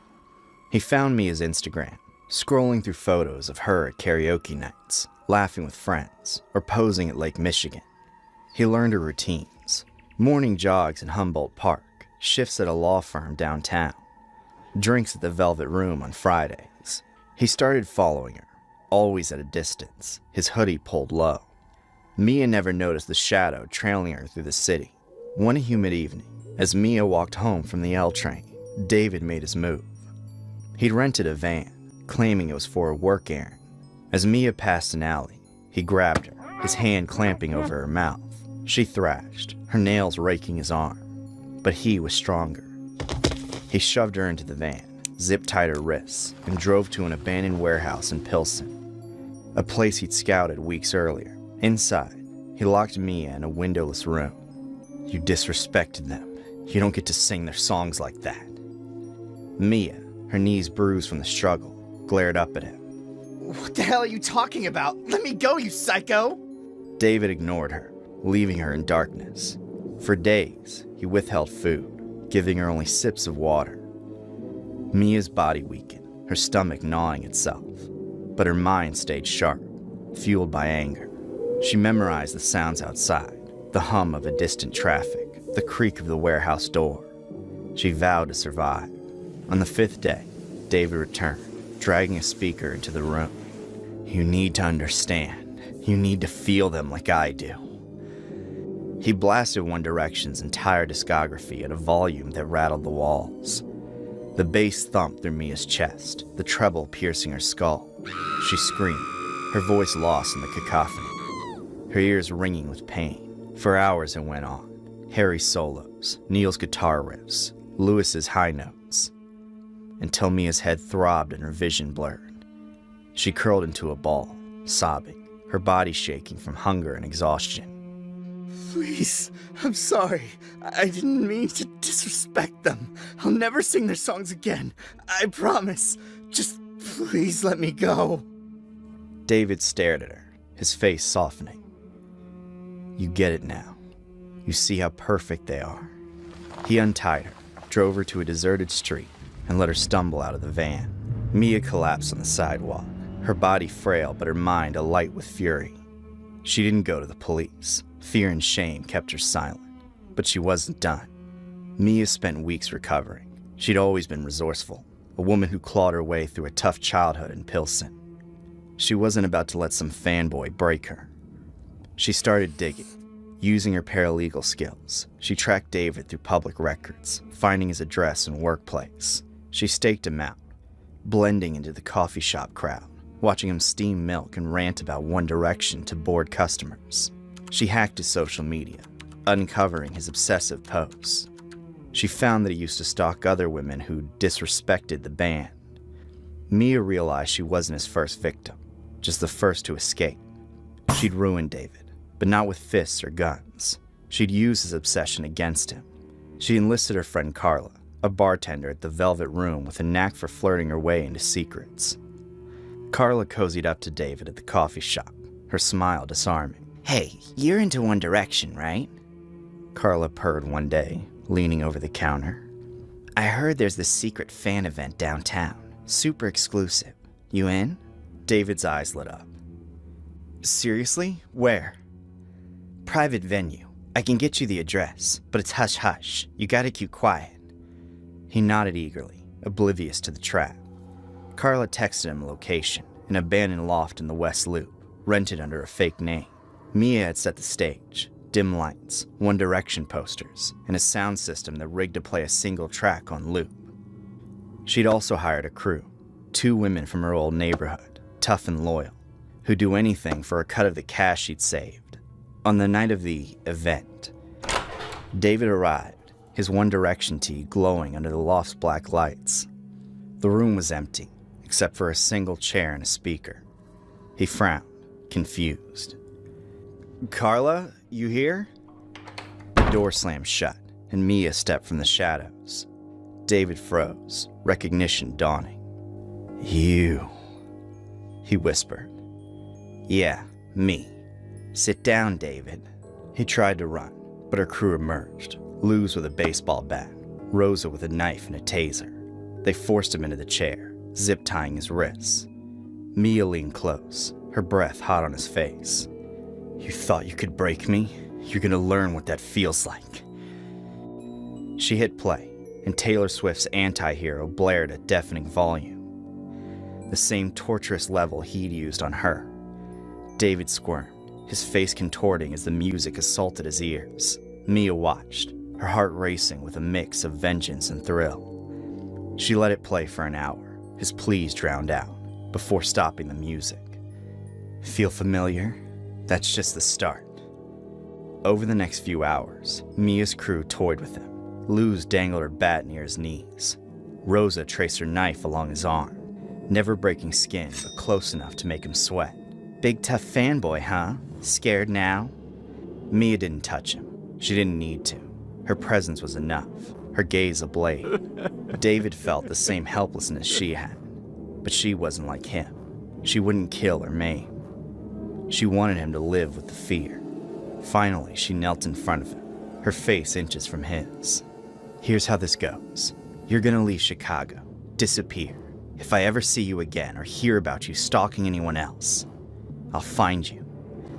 And next time, I won't be so nice. David nodded frantically, tears streaming down his face. I swear I'll go. I'm sorry, Mia. I'm so sorry. She cut his ties, and her crew shoved him toward the door. Run, Mia said. He did, vanishing into the night.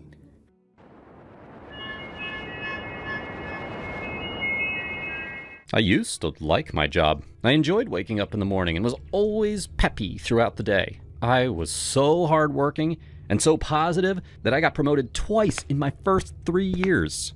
I thought I'd work there for the rest of my life. And then I got into a funk. There was no reason for it.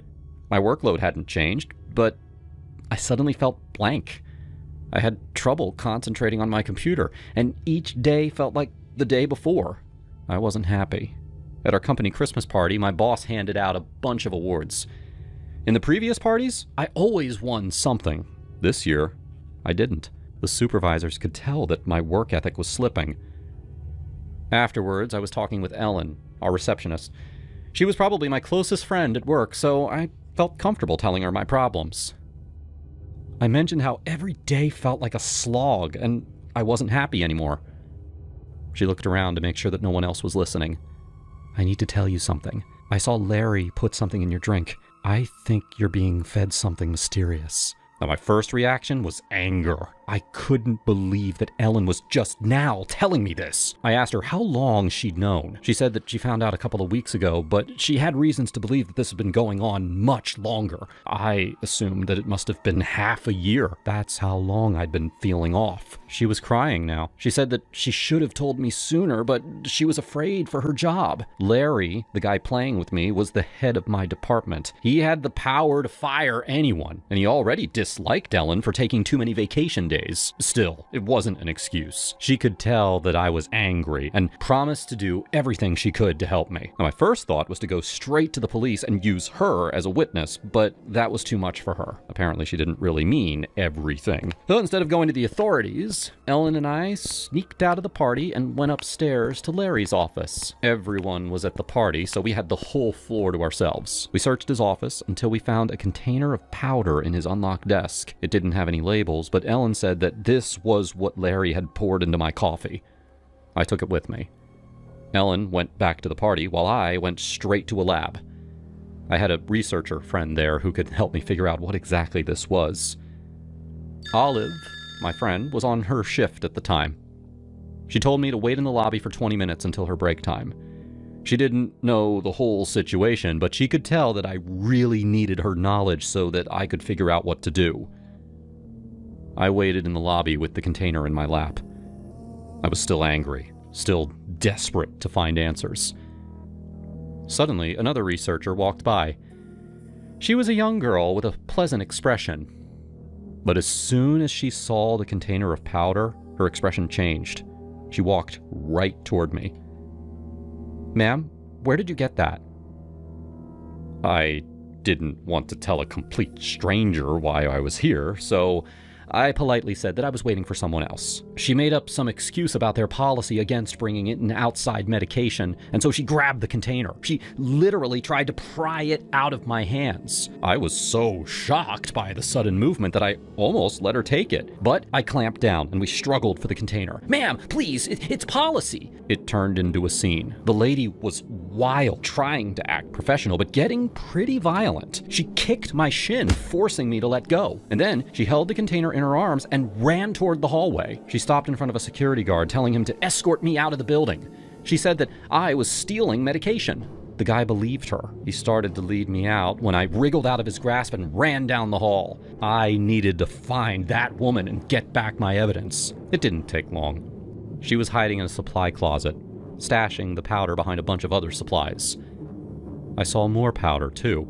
She had a whole stock of matching containers hidden in the back of the closet. "You shouldn't have come here." She pulled a scalpel off the shelf and swung it at me. I jumped back, right into the security guard. He saw the nurse attack me and knew that I wasn't the problem here. He gently pulled the scalpel out of her hands and led her away.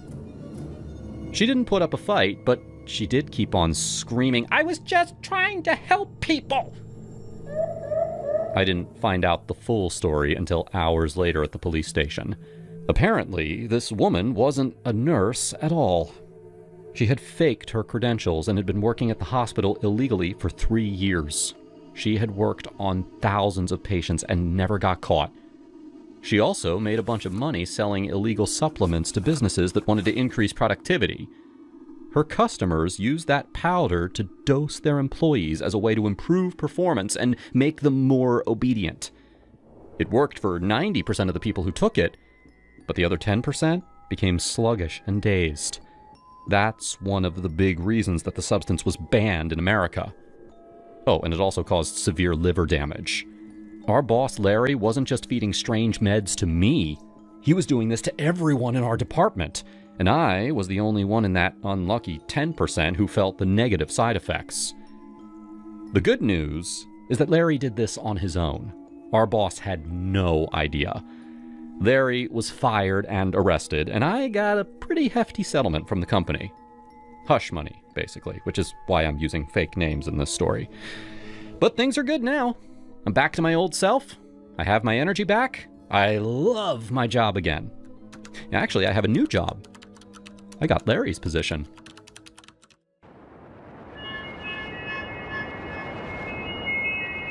I still don't know if I believe in ghosts. but I believe in that night. It was October 2022, and Mark and I had driven 6 hours from Charlotte to this little town outside of Richmond for a regional sales conference. The company put us up at the Dogwood Inn, a tired 2-story motor lodge that probably hadn't been renovated since the 80s. I got to my room first, 212, right at the end of the outdoor walkway. Dropped my phone on the bed while I carried my toiletry bag to the bathroom. When I came back, less than a minute later, Spotify was blasting some song I'd never added to my playlist, this slow, creepy piano thing. And Safari was flipping through random sites like someone was swiping with purpose. I laughed it off. My screen's always been sensitive, and my fingers were still damp from washing my face. Oils, whatever. I killed the music, closed the tabs, finished unpacking, zipped my suitcase, and shoved it up against the wall so that I wouldn't trip over it in the dark. Turned off the light at around 11:30. I woke up at 3:07 a.m. to the unmistakable sound of a zipper. Slow, like someone was trying not to be heard. And then the soft flop of nylon hitting carpet. My heart slammed so hard I thought I would crack a rib. I lay there frozen for maybe 5 seconds before I lunged for the lamp. Click. Light flooded the room. My suitcase was wide open in the middle of the floor. Clothes half spilled out. Exactly where it had been before I moved it. I know I zipped it. I know I moved it. I'm obsessive about that stuff. I didn't scream. I didn't even breathe loud. I just sat there staring at it until the sun came up. Every hair on my body standing straight. I kept waiting for someone to step out of the bathroom or from behind the curtains, but nothing moved. The deadbolt was still thrown. The chain still on. Windows locked. I texted Mark at 6:30. Breakfast in 20? He was already in the lobby with his roller bag beside him like a loyal dog. Dark circles under his eyes, still wearing yesterday's shirt. Looked like he'd been up all night, too. We grabbed a booth in the little diner attached to the lobby. I started picking at a waffle I didn't want. "So," he said, voice low, "anything weird happened to you last night?" I laughed, shaky.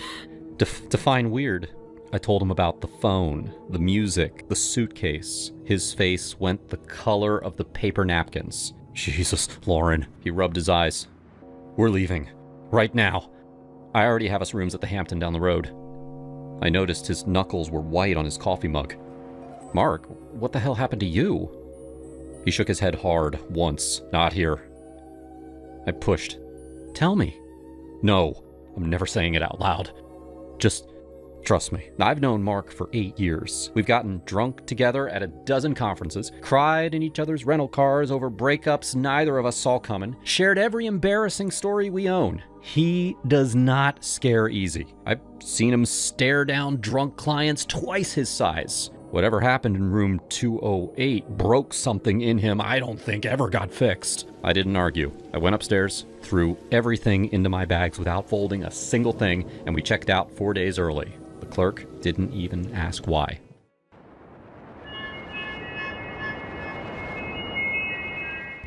I was 27 when I met Ethan at a rooftop bar in Williamsburg.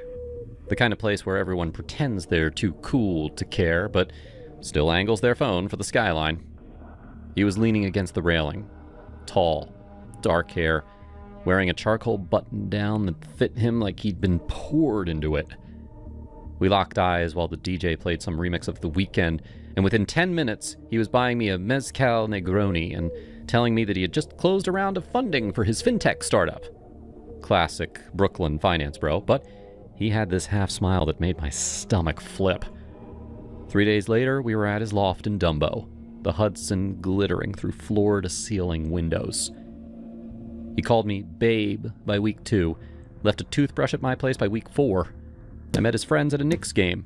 He met mine at a drag brunch in Bushwick. Everything felt easy. Then, about 8 months in, we're lying in bed on a lazy Sunday, sheets tangled around our ankles. Out of nowhere, he asks, "So, how many people have you been with? Like, total?" I froze. My real number at that point was 34. Maybe 35. I'd lost exact count somewhere around grad school. And honestly, I never felt bad about it. I like doing it. I like men. I like the way a new person feels. The way someone can surprise you when you least expect it. but I knew how this conversation usually went. I'd learned the hard way that most guys want the Madonna or Cardi B. Never both, and never a woman who owns her history without apology. So I lied. Like 9, I said, making it sound bored, like it barely mattered. He nodded slowly, doing mental math. I'm at 7. Guess I've got some catching up to do. I laughed it off, changed the subject, but I felt the shift immediately. Something possessive flickered across his face, like he just claimed new territory. For the next 3 years, he never let it go. Not outright. He never asked again, but it lived between us like a third person in the bed. He'd make these little comments. God, you move like someone taught you really well. Thanks, I taught myself, I replied. He didn't laugh. Or when we ran into an ex of mine at a gallery opening in Chelsea. That guy? Really? He looks like he cries after doing it. I just sipped my wine and smiled. He started keeping score without telling me. If I went out with my girls and came home late, he'd ask who I talked to, how many drinks, did anyone buy me one? Never accusing, just cataloging. I told myself that it was insecurity, that he'd get over it. I loved the way he looked at me when I walked into a room. I loved how he grabbed me like he was trying to erase every man who had ever touched me. I told myself that was passion.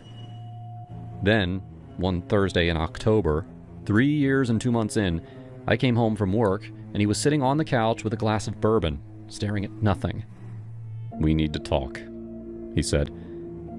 I knew. I just knew. He told me he couldn't do it anymore, that he'd been thinking about my 9 for years, and it made him feel small, that he was supposed to be the one with more experience, that a man should have a higher body count, that every time he pictured the 8 guys before him and it made him want to throw up.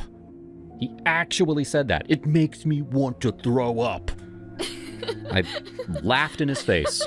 Couldn't help it. Ethan, you're breaking up with me because my fake number bruised your fragile little ego? He got red. It's not fake. I know you lied. How could you possibly know that? Because no one eats banana like that. No one. I should have thrown his Xbox out of the window. Instead, I packed a bag and left that night. Slept on my friend Maya's couch and cried. Not because I missed him yet, but because I was so angry at myself for shrinking my life to make him feel tall. 6 months later, I'm finally feeling human again. I'd been with 4 different guys in that time. 5 if you count the one who can only move for like 30 seconds. Poor thing. I was living in a sunny 1-bedroom up in Fort Greene, doing yoga, therapy, the whole post-breakup glow-up. Then, my phone lights up. Ethan. Hey, been thinking about you. Can we get coffee? I stared at it for a full day before I answered. Curiosity, mostly. And, yeah, maybe a little vengeance. We met at Butler on South Portland. He looked good. New haircut. Wearing that same charcoal shirt like he knew what it did to me. He stood when I walked in. Hugged me too long. I messed up, he said before I even sat down. I was an idiot. I've been with 3 women since we broke up. 3. So now I'm at 10. That's 1 more than you. I needed to feel like I caught up. I needed to know I was enough. I almost choked on my oat milk latte. You needed to be with 3 more women to feel like a man again? He looked earnest. I know it sounds insane, but yeah, I couldn't stop thinking about it. Now I have, and I just want you back. We were good. We were really good.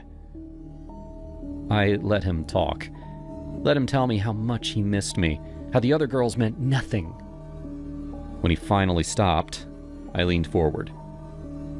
Ethan, you still think my number is 9? He nodded, cautious. I smiled. Baby, I lied. It was 34 when we met. 39 now. His face went white. Yeah, you'd need 30 more women just to break even with where I was 3 years ago. And sweetheart, I haven't exactly been knitting in my spare time. I left him sitting there with his mouth open and walked out into the spring sunshine. My phone buzzed before I even reached the corner. It was Ethan. You're lying. You have to be. I blocked his number, ordered an Uber, and went to meet this drummer from Tinder who had been texting me for a week. These days, if a guy asks my number on the first date, second date, 10th date, I just smile and say, more than you, less than tomorrow. And if he pushes, if I see that flicker of ego, that need to be the highest on some imaginary leaderboard, I'm out. No drama, no speech. I just ghost, delete, move on. Because I finally learned what Ethan never did. My count isn't a threat to a man's masculinity unless his masculinity is paper thin. And I'm done dating tissues. Turns out that the only number that matters is 1. The number of times I chose myself. And that 1 keeps going up.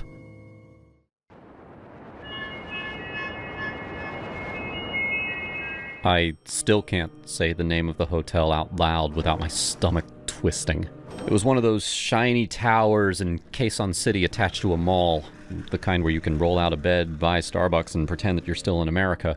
My company put me up in an executive suite on the 22nd floor because the lower floors were fully booked with the rest of the team. Enjoy the view, Jenna, my boss joked on the group chat. Yeah, real funny. The room was ridiculously huge. I FaceTimed my sister from the bathtub just to show off. By 11, I was wrecked. Jet lag, endless meetings, too much coffee. I remember thinking I should leave the bathroom light on like I always do in hotels. Total darkness in a strange place makes me feel like a kid again. But my body didn't care. I passed out with every light off. Phone still plugged in on the nightstand. I woke up because something slammed into the center of my back. Hard. Like a grown man's fist. The impact shoved me forward into the mattress, and the air left my lungs in one rough gasp. A male voice, close right at my ear, said, "Hey." Not loud, not angry, just there. I screamed and scrambled for the wall switch. The room exploded into bright light. I was on my knees in the middle of the bed, comforter half on the floor, heart jackhammering so loud I could hear it. No one. Nothing. The door was still double bolted from the inside, chain still on. I ran to the bathroom. Empty. Yanked the curtains open. Just the glow of the mall sign 22 floors below. I stood there, shaking, waiting for footsteps or breathing or anything human. I grabbed my phone. 3:17 a.m. My back still burned where I'd been hit. There was only silence and the hum of the air conditioner. Red mark, already bruising, right between the shoulder blades. The comforter had been heavy. No way the sting was from fabric. I called the front desk, voice cracking. "Hello, ma'am, how can we assist you?" Someone was in my room. I just now, someone hit me." A pause. "Ma'am, are you certain? Your door's bolted from the inside." "I know it's bolted. That's why I'm freaking out." "We'll send security right away." 2 guys in blazers showed up 5 minutes later. I let them in, arms wrapped around myself. They checked the closet, under the bed, the balcony door that didn't even open. One of them radioed down, "Room 2218 clear. No intruder present."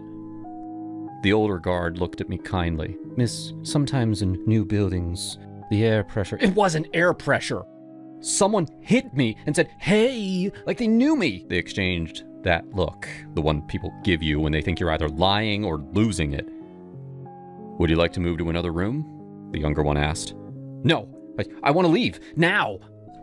It was almost 4 in the morning. I threw everything into my suitcase, didn't even shower. I kept waiting for the elevator alone, convinced that someone would step out of the shadows. When the doors opened on the lobby, the night manager was waiting. "Ms. Walsh, we are so sorry for your experience. We've never..." "Yeah, I get it." I handed over the key cards.